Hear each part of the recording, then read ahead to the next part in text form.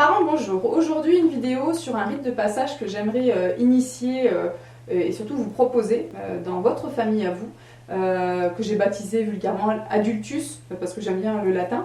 Mais voilà, en fait, je constate qu'il n'y a pas de rituel de passage de l'adolescence à l'adulte, à la phase d'adulte. Et donc, du coup, ce qui me dérange, c'est que ils le sont par la force des choses, mais c'est pas vraiment acté, puisqu'on voit encore des étudiants chez leurs parents à 26 ou 30 ans qui sont encore considérés un peu comme des enfants, voire beaucoup même. Ils ont de l'argent de poche, quand ils sortent ils doivent rentrer à telle heure. Voilà, il y a autant de côtés positifs que négatifs dans ce que je viens de citer. C'est toujours sympathique de recevoir des sous de ses parents. Je pense que passé un certain âge, il faut arrêter aussi de les prendre en charge. Donc voilà, ce que je voudrais instaurer là, c'est déjà partager mon idée, et ensuite l'intérêt aussi, c'est que votre enfant, après ce rite de passage, pourrait être considéré comme un adulte dans la maison, dans la famille, et de l'informer de ce qu'est un adulte en fait dans cette maison. C'est peut-être faire, je sais pas moi, 4 tâches de ménage par semaine, c'est participer au loyer, même si c'est 20 € par mois. Voilà, il y a de l'argent qui est donné, ça veut dire qu'il va falloir aussi travailler un tout petit peu. Ça dépend aussi de l'ampleur des études, mais rester chez papa et maman, ça demande aussi une participation et de prouver on a sa place d'adulte. Ça veut dire aussi que notre parole va être respectée. Quand on va proposer quelque chose, on va dire ça, c'est le gamin, on s'en fout. Non, il a du poids. Cette parole a du poids parce qu'il fait partie des adultes de la maison et donc il a son mot à dire.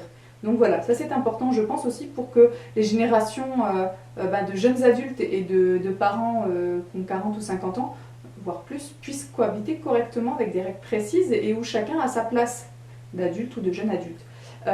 Donc pour cela, il y aurait des épreuves, donc dans des catégories différentes. Donc la première catégorie, ça serait l'expérience nature, découverte. Ça pourrait être un voyage avec un parent à l'étranger, ça pourrait être un voyage seul, avec un budget limité dans un pays où la langue est différente, évidemment. Ça pourrait être du camping, ça pourrait être du camping sauvage, où on va chasser soi-même et on va dépecer et faire cuire et faire le feu. Si on ne veut pas tricher, on ne prend pas d'allumettes ou de briquets. Donc voilà, il y a plusieurs possibilités. Vous pouvez mettre 2-3 idées et puis votre ado piochera. Ensuite, il pourrait y avoir la partie quotidienne, c'est-à-dire organiser un repas, donc préparer le repas, pouvoir prendre rendez-vous avec son docteur, faire une démarche, je sais pas moi, vous avez besoin de faire une démarche à la CAF ou à la Sécu, même que ce soit votre ado qui s'en occupe, de rédiger la lettre, voilà. Une épreuve, ça veut dire qu'il n'aura pas d'aide sur ce moment ponctuel. Par contre, ça pourrait être préparé en amont, de lui montrer comment on fait. Ça pourrait être aussi faire le ménage, une épreuve de jardin, s'il faut couper les haies et tout ça. Quelque chose qu'il puisse faire seul, sous votre regard aussi.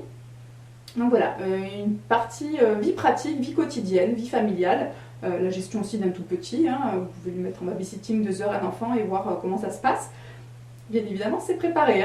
C'est pas on le met dans quelque chose et on voit ce qui se passe. Le but n'est pas de le mettre en échec, mais de susciter sa motivation et de développer ses compétences. Ensuite, il pourrait y avoir aussi une épreuve bricolage et mécanique, où on pourrait changer une roue ou faire un trou dans un mur pour placer une étagère, changer une ampoule, même si c'est vraiment quelque chose de très basique, mais ça pourrait être voilà, un petit listing de choses de bricolage toutes simples, ou alors une grosse épreuve, enlever les 2 roues de la voiture et mettre des nouvelles. Voilà. Vous pouvez regarder le niveau d'huile, faire la vidange.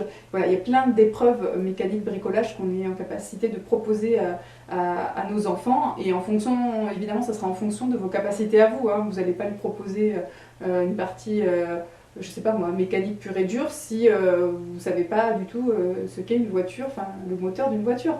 Après, vous pouvez aussi proposer à un oncle, une tante de participer à tout ça pour qu'il y ait vraiment une culture globale de tout ce que je viens de citer. Et puis comme ça aussi, vous apprenez certaines choses. Il pourrait aussi y avoir une partie sportive, c'est-à-dire où on va se dépasser un petit peu. Si votre enfant est un pro de la natation, vous n'allez pas lui faire une épreuve de natation. Il connaît, il n'y a pas de problème.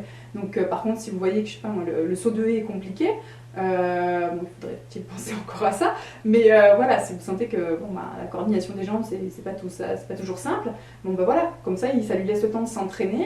Vous n'êtes pas obligé non plus de chronométrer, mais voilà, d'avoir des choses où il va se dépasser. Je trouve que c'est très important. Ça peut être un petit marathon, enfin un petit marathon, c'est beaucoup de kilomètres, mais voilà, ça peut être une épreuve de randonnée, ça peut être une épreuve de vélo. Voilà, vous faites voilà, ce qui est aussi apporté en termes de matériel. Et puis il y a aussi comme la Mud Day, où voilà, il y a de la boue, il y a quelque chose d'un peu beaucoup plus ludique et qui pourrait aussi plaire. Donc aussi voilà, faire plusieurs idées en couple, de pouvoir penser le couple parental à des épreuves qui pourraient être tirées au sort. Donc le but c'est que votre jeune ado puisse tirer un de chaque, et si les 4 ou les 5, parce que j'avais pensé aussi au brevet de secourisme, faire une épreuve, voilà, simuler quelque chose de l'ordre du médical, du soin, ou d'autres choses encore. Vous pouvez avoir plein d'idées. Moi c'est les 4 de base que j'ai en tête, mais voilà. Et quand les 4 sont validés en famille, s'il y a un conseil familial, c'est d'autant mieux s'il y a les grands-parents, les oncles, les tantes, si les cousins participent aussi à ce rite qu'ils le font, c'est d'autant plus génial, quoi. Donc, et puis vous pouvez aussi mettre les cousins ou les cousines ensemble et ils vont faire 2 nuits de camping quelque part. Il peut y avoir vraiment quelque chose de pensé d'ordre familial. Et n'oubliez pas qu'à l'issue de ça, votre ado, si c'est réussi, est considéré comme un adulte dans la maison. Donc il a sa place et il a son mot à dire, et il a aussi des devoirs, bien évidemment. Si une des 4 n'est pas réussie, vous pensez vraiment qu'il a été trop en difficulté, vous pouvez donner un laps de temps, genre, je ne sais pas moi, 2 mois, 6 mois, pour qu'il repasse cette épreuve et qu'il puisse être préparé. Si par exemple il y a de la panique, voilà, vous pouvez donner des outils, la méditation, un peu de yoga, travailler l'équilibre s'il y a une épreuve d'équilibre dans tout ce que vous avez mis en place. Voilà, de penser à lui proposer aussi des outils dans ses difficultés et de ne pas le laisser en échec, à lui dire non, t'as pas réussi, t'as foiré, tant pis, tu ne seras pas un adulte. Non, il va forcément être un adulte, c'est à vous d'insuffler tout ça et de le pousser. Et de persévérer, d'éviter de changer aussi l'épreuve. Si par exemple, préparer un plat pour 4 personnes, c'est très compliqué parce qu'il y a trop de choses à faire, il s'est donné peut-être un plat trop compliqué, mais vous pouvez le refaire 2-3 fois avec lui. Et ensuite, à l'issue de ça, vous pouvez observer et le guider légèrement, et après, il fera tout seul. N'oubliez pas que c'est un processus, l'apprentissage, on n'apprend pas du jour au lendemain. Donc si notamment il y a du stress parce que il prend ça très au sérieux, et ce qui est une bonne chose, n'hésitez pas à faire des étapes et à l'encourager et à favoriser cet enthousiasme. Donc voilà, je pense c'est important. Dans notre société, on manque énormément de rites de passage. Les filles ont leurs règles, mais c'est naturel et il n'y a pas grand chose d'autre. Les garçons, ils muent, ça change aussi leur poids, bien évidemment, mais il n'y a pas quelque chose de clairement fait, clairement instauré, où on prend conscience que notre enfant est devenu adulte. Donc eux se trouvent des rites de passage, c'est-à-dire qu'ils vont boire énormément, ils vont boire et conduire, ils vont se donner des paris sexuels. Je trouve ça tellement triste, même si ça fait partie de la vie de nos ados actuels.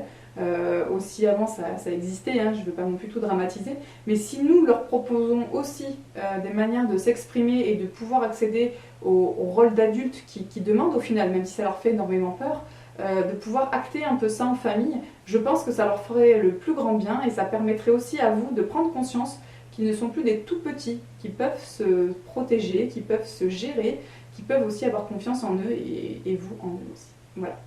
Bon, je vous remercie de m'avoir écouté, je vous dis à bientôt. Au revoir.